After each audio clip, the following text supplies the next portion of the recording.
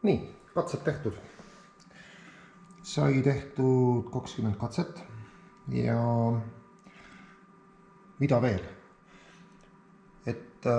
Üks asi, et ma muutsin katse kestuse lühemaks, ehk siis nüüd mul on siin iga katse on 0,8 sekundit.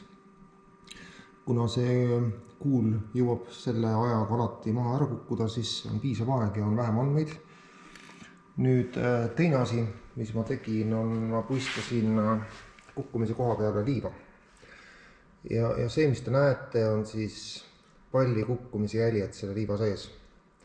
Te näete, et on päris suur hajuvus ja kui neid katsegraafikuid vaadata esialgselt, siis on ka seal see hajuvus näha. Ehk siis igal juhul on põhjust tegeleda statistikaga. Ja 20 katsega saab teha juba statistikat küll. Mida teil veel vaja on? Võib-olla on see, et see pall ise, panen selle korra kaalu peale, see on siis 14,72 grammi näitab see kaal, läheb nulli tagasi ka. Ja kui ma mõõdan selle niikuga ära, siis seda väga täpselt teha ei saa, ta on suhteliselt pehme, see pall, aga ikkagi on siin mingisugune näit, mis tahab olla umbes 25 mm.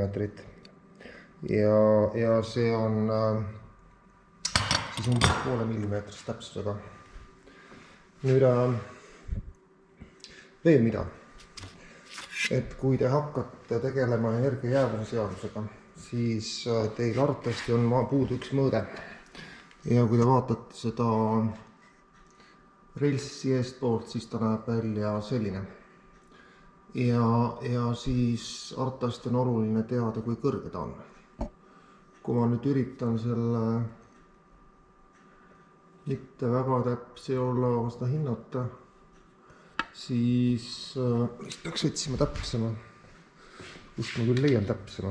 Okei, ma võin teha lausa nii. Et ma võtan selle siit ära ja ma ei saa ka nii teha. Okei.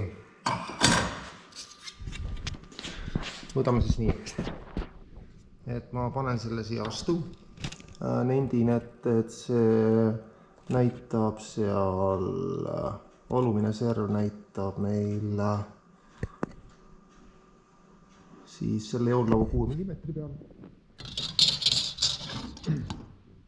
Ja selle joonlaugu 6 mm istub umbes siis reaalselt see on, mis ta meil siin on, 11 mm kõrgusel maapinnast. Ja üks asi, mis teil võib veel vaja olla, on see, et kuidas see kuul siin sees jookseb. Ehk siis te teate selle kuuli raadiust ja te saate vaadata, mis siin toimub. Et see võib olla teile tähtis. Ja siit edasi vist ei olegi midagi. Ma täpsustan muulis ära teie tööülesande, ehk siis sõnastan selle, panen sinna üles andmed ja siis me võiksime hakata tulemust andmeid. Või, see on vale.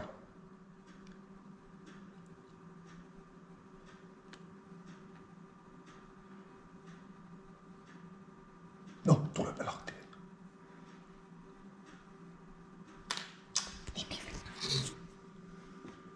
No.